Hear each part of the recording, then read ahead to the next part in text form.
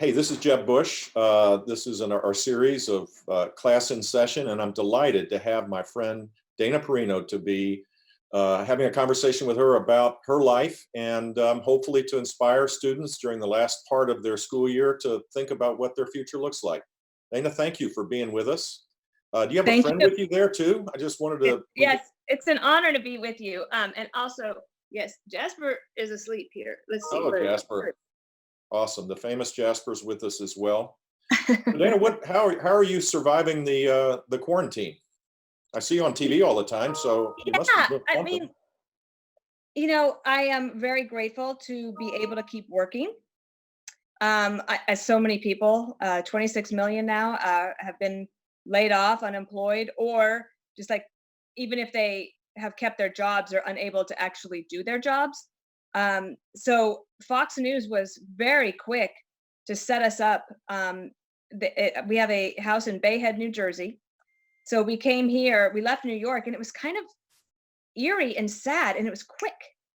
And I remember I took a video of the city as we came out of the Lincoln Tunnel and came down to New Jersey. And I thought, is this really happening? And we got down here on a Friday night. And by Monday, I was able to do all of my shows. Um, I have not missed any responsibility. I've also added a couple of things. I have a minute mentoring program. So we started doing minute mentoring, kind of like this, really, um, uh, mentoring for young women.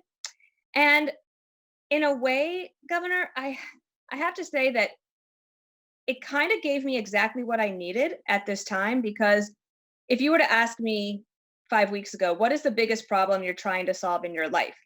I would have said, I have got to figure out a way to stop being so overscheduled. I was out almost every night of the week, not at parties and having fun, but with obligations and charity events and opportunities that I loved. But I was really unable to have a clear head because I didn't have time to get adequate sleep and have time to think and have time with my husband, Peter, and even time with this guy, Jasper. And so, in a way, it was a forced pause that has helped me reset. And I think my challenge now is going to be, how do I hold on to that feeling and that pace when we return to the city? Yeah, I think everybody in this country and around the world are trying to sort this out. There are a lot of moms and dads that have been the first teachers of their children.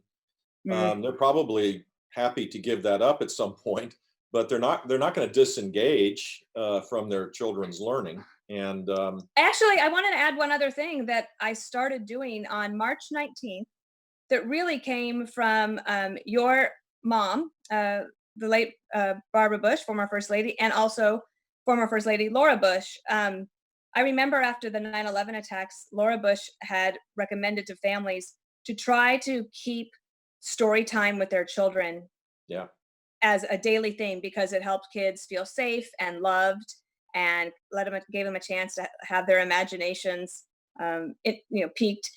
And I was walking to the office on that day. It was a Wednesday, and there's no traffic in the city. I didn't even have to look both ways, and I walked all the way to work, about a mile to work. And I thought, I wonder if I could do that using the platforms that I have. So my assistant, Hamda Salhoot, she helped me.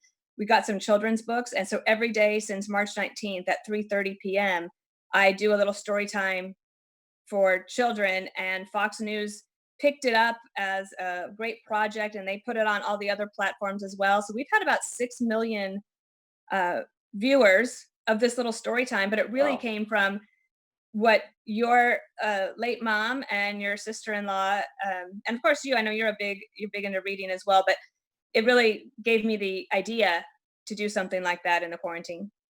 Well, we need to get the link so that we can share it with the network of schools that we're communicating with right now. So Yeah. you were press secretary during a turbulent time. This is about as turbulent can get, but there's always a challenge. And what did you learn in that experience, both as a deputy press secretary and then the second woman press secretary in our country's history? Give me some of the, you were up close seeing Mhm, history unfold. What were the mhm. lessons learned that might apply for families right now?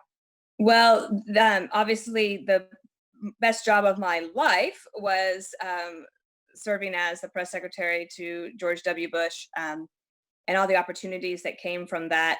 Interestingly, in 2005, when I was the deputy, um, George Bush had asked the government to start preparing for the possibility of what would the country do if we ever had to go through a global pandemic. So that was 2005, I believe, and he had read a book about the Spanish flu of 1918 by a historian named John Barry. And I was only the deputy, but I think because I was the deputy, Scott McClellan, the then press secretary, sent me to the 3-day exercise, like the simulation of what we would do, the decisions we would make, how we would communicate during a global pandemic. And I remember that Scooter Libby played the president. I remember that. I remember really watching and understanding the difficult decisions that the government had to make, and especially the commander in chief. And you would know this from your time in as a governor. There are times when your choices are not between good and bad, or good option, bad option.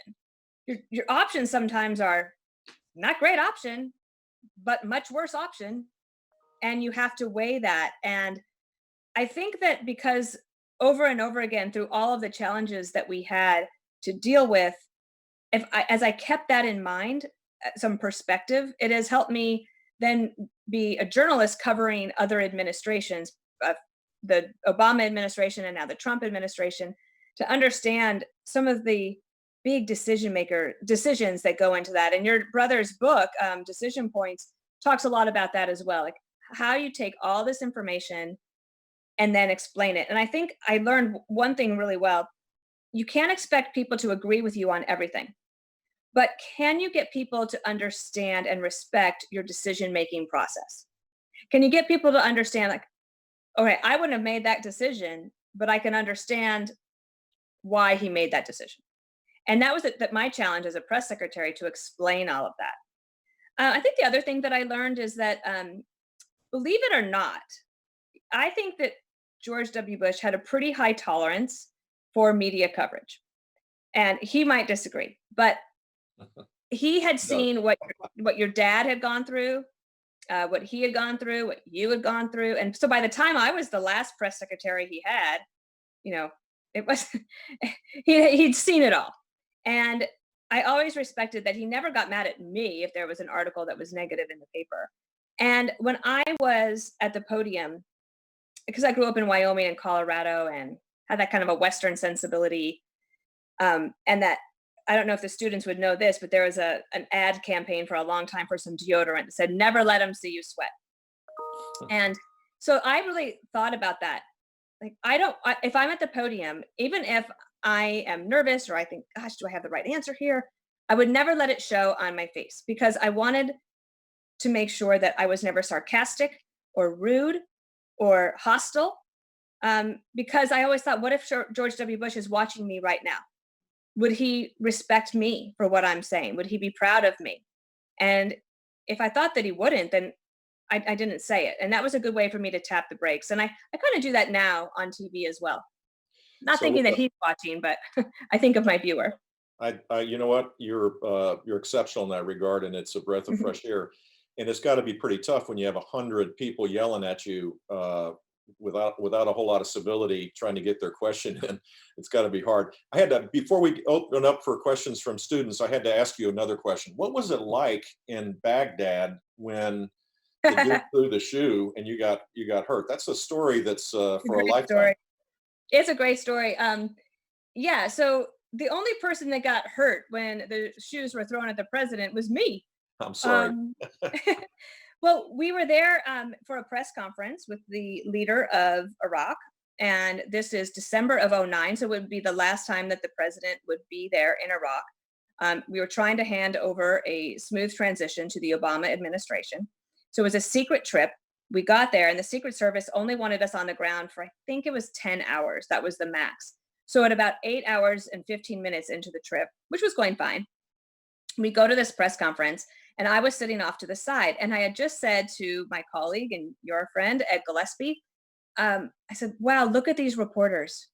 They never in their wildest dreams thought they would ever have a chance to ask their leader a question along with the president of the United States. And here they are, very eager journalists, very exciting. So the president starts a press conference, and all of a sudden, this so-called journalist, I call him a terrorist, stood up and threw 2 shoes at the president. Well, first of all, George Bush has the best reflexes. If everybody will Google it, you have to go on YouTube and see these shoes being thrown at the president, and the president's like, boom, boom, and he has this bemused look on his face, like, who throws a shoe? But in the Middle East, throwing your shoe at somebody or showing the bottom of your shoe to somebody is a huge insult. Well, when it happened, the lead Secret Service agent, who was Don White, he's about 6'7", I think. He leapt forward to protect the president, and he hit this boom arm of the boom mic, the arm of the boom mic, and it swung around and it caught me right here. And I've never been hit in my face before in my life. It hurt so bad. And I thought for sure the Secret Service was going to pull us right up out of there. But the president didn't know that I was hurt. He said he said he saw me crying and he thought it was just because a guy threw a shoe. I was like, sir, I grew up in Wyoming. I'm a little tougher than that. But the leader of Iraq wanted to end the press conference, and George W. Bush said, absolutely not. We are going to answer these reporters' questions, because he knew if you let them intimidate you into not speaking and to not answering questions of your people, you will set back your democracy efforts. So he stood and he made Maliki stand there and answer all of those questions. And I ended up with a black eye for 6 weeks. And it's a great story. So we have some questions from some students around the country. First from Kayla, who's an 11th grader from the Mississippi School of the Arts. And she asked, what was your best day, other than this one maybe, as press secretary, and why was it that way? Oh, gosh. I think it was towards the end. I mean, I had a lot of great days. I always tell people some career advice: always take the deputy job if it's offered to you, because when you are the deputy, you have to work holidays and weekends, which might sound like that would be terrible, but that's actually when you get to know the boss very well. Things are a little bit more relaxed, and you get a chance to see if you can actually prove yourself and do the job. So I was the deputy for, I think, 2.5 years, and then I was press secretary. But towards the end, do you remember, sir, when they were commissioning the aircraft carrier named after your dad? Yeah. So we all went to Norfolk, Virginia. It's about 5 days before the inauguration of President Obama. And there was high alert for security because our enemies would like to attack when there's a period of transition. Okay, so we're in that zone. And it was a beautiful day, freezing cold, but a pretty bright blue sky day. And everybody was there. Like, all the good people of the world had come for this big moment. And your whole family was together. Well, I was standing outside and I got a tap on my shoulder, and it was Secret Service. And I had learned as a press secretary not to overreact, because the reporters don't just watch the president, they watch the press secretary as well. So the Secret Service agent leaned in and he said, the president needs you at the helicopter in 10 minutes. I was like, wow, okay. Don't know what that's about. So I get there, and Condi Rice, the Secretary of State, is getting on the chopper. And I thought, oh boy, there must be a big problem. We're having to evacuate. Wasn't the case. Your brother, 43, he gets up on the chopper and he says, let's go see the Navy SEALs. And we flew to the Navy SEALs Training Center. It was a surprise to those SEALs. They didn't know he was coming. The vice president, Dick Cheney, was giving them a speech, and then he introduced the president, and these guys went wild. And they all had these really long beards. And we went there. President Bush said, I'll take pictures with all of them.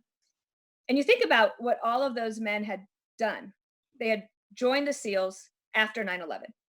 They had done incredibly difficult things, and they were about to be deployed again. And so I went to the back of the room to wait while he was taking all the pictures. And this guy says, excuse me, are you the press secretary? I said, yes. And so, can I get my picture taken with you? I said, sure. So I just wanted to make some small talk. And I said, so what made you want to become a Navy SEAL? A sense of adventure, history, chance to serve the country? And he says, oh no, ma'am, chicks dig it. And then I asked the other one, when you're getting ready to go wherever it is you may be going, do you have to take a lot of language classes? And he says, oh no, ma'am, we're really not there to talk. And I remember getting on the chopper on the way back, and I told the president these two stories, and he threw his head back and he got a little teary eyed and he said, God, I love those guys. And he says, and they're the only one that he said, and it's the only thing I'm going to miss, being the commander in chief. And I think back that I think that might be my favorite day. Yeah, awesome. So a couple more questions from students. This is from Ella. This is a question that makes me think maybe she wants to be a journalist, a 10th grader from Lakeside High School in Arkansas. What do you think is one of the most underreported stories about the COVID-19 pandemic?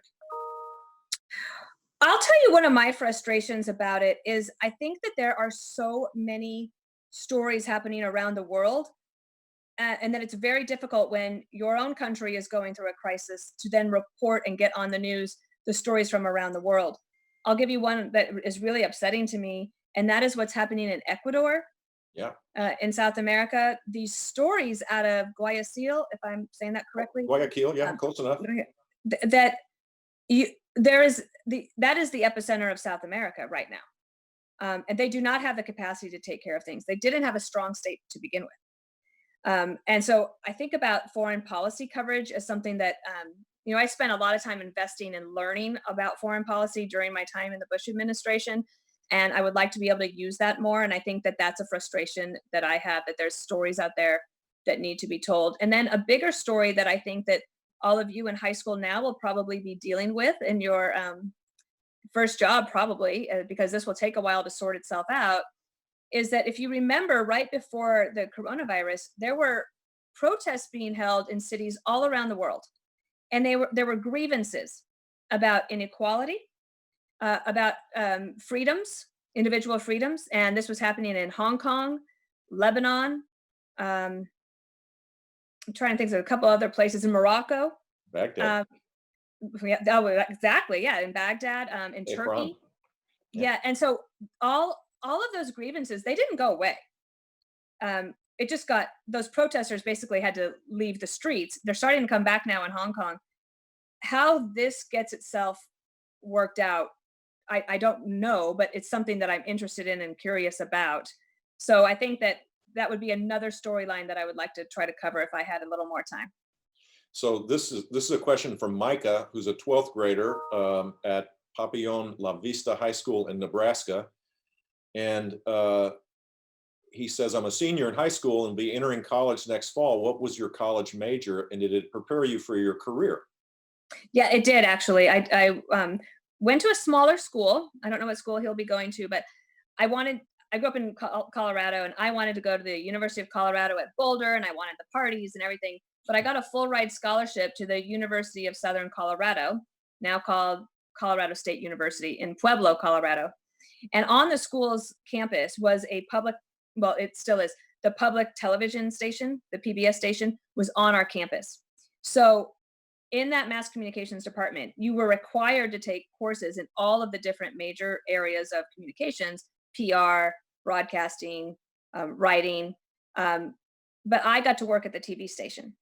So that really helped me because I got hands-on experience. And my feeling is, when it comes to journalism, that, well, I mean, and I think maybe this is true, Governor, of all things, that it's very hard right now in this competitive world that we're in to graduate from college and then try to get practical experience to then get your first job, because you're kind of running at a disadvantage. It's almost like trying to run a marathon with 20-pound weights on your ankles. I think that practical experience is really important. The other thing I would recommend, and I say this to all young people, I don't care if you don't want to work in government or politics. I think that a 1 to 2 year stint on Capitol Hill in Washington, D.C. is one of the best things you could ever possibly do. It will help you grow your friends and your network. I still talk to people I worked with on the Hill 27 years ago. Is that 20? I can't do the math. Yeah, well, maybe like 25 years ago. I talk to them every day. I worked with them in the Bush administration. They help me out now. Um, Everybody I know that ever worked on Capitol Hill had a pretty good experience. And even if you want to go into engineering, it's a great place to start. So, last question before we get to get to Jasper. What is can you give us an example of a failure in your life and what you learned from it, and why does that matter for young people? Oh gosh.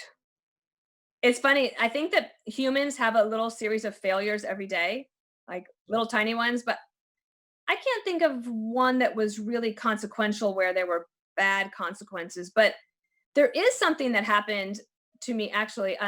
After college, I went to graduate school at the University of Illinois, Springfield, and I was covering the state capitol for the local CBS station as part of my practical experience that I was getting as part of my degree. But the legislature only met part time, and so when they weren't in session, I was assigned to cover other stories.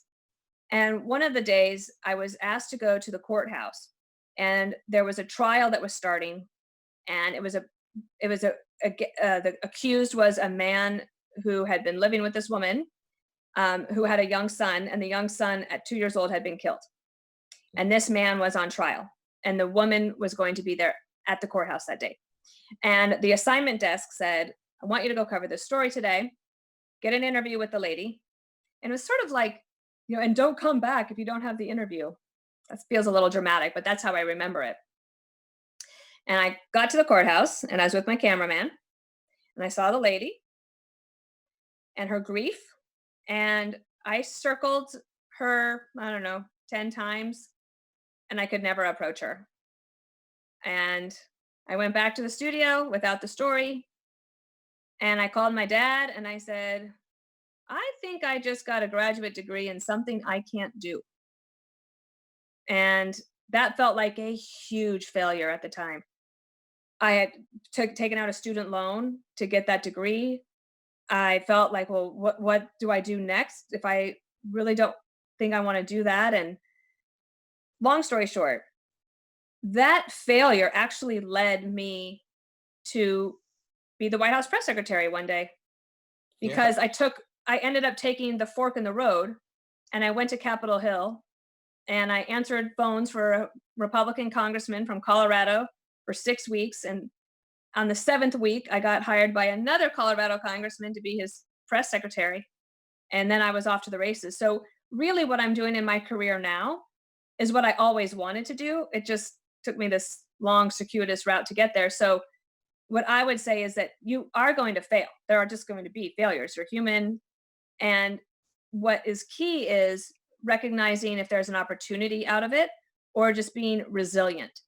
And I think resilience is the most important character quality that you can build upon right now in high school as you get ready to go to college. Because as you can see, like sometimes things happen, like a coronavirus that comes out of nowhere. And how you deal with that, how you figure out how to maybe help others or help your family, help a neighbor, the resiliency is going to help you really succeed. Awesome answer. And also, by the way, showing your humanity is not a bad thing. That's not failure. Yeah. Yeah. That's that's important. So, we're always confronted with choices, and if you make the right decision, even if it doesn't have a great outcome in the here and now, uh, it Yeah. it leads to other things. So, and your career is living testament to that. So, there are half the world, maybe more than half the world, are dog lovers, Yeah. and we've got to love our dogs a little bit more now because we're with them all the time. How's Oh, Jasper doing in the quarantine? Jasper is having his best life ever in the quarantine. He has not been left alone in 7 weeks or 6 weeks, whatever. I know everybody's lost track of how long time it is. I remember I used to be sad, and I would tell Peter, I feel like I'm missing Jasper's life.